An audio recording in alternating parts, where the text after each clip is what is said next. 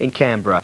Victoria, who last won the championship in 1987, was the victor in a hard-fought match which went to a penalty shootout, typifying the keen competition displayed during the week of the championship.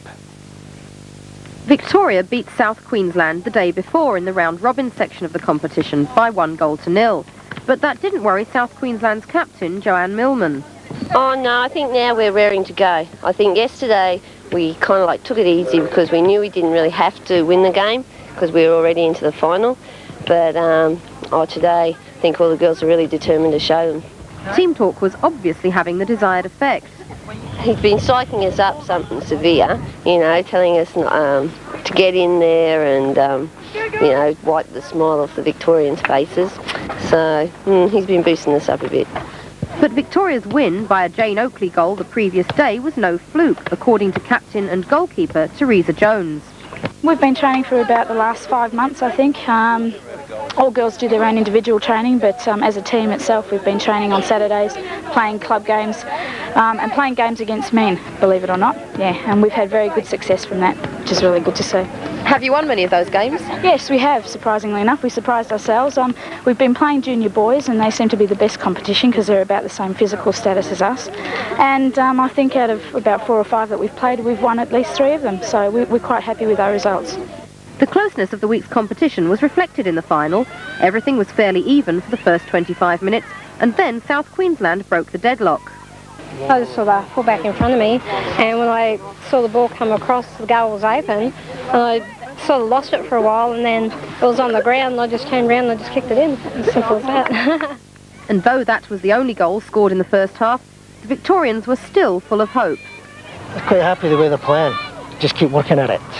They're quite comfortable at the back.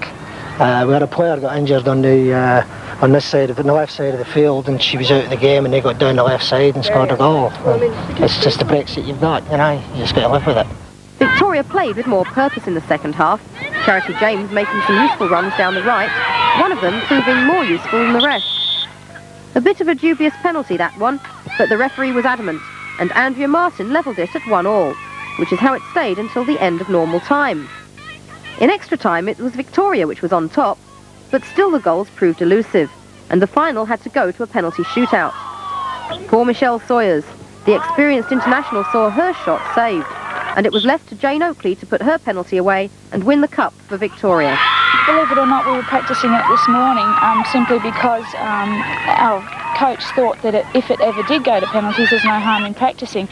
And he's quite an interesting man in that he picked up something from, I think it was one of the English teams, in that you just stand off centre a little bit and hope that they'll play to the side that they've got the most room, and every ball they played went to the right side, and I was just lucky to get a hand to one of them. So it worked. It was well worth doing it this morning after all that.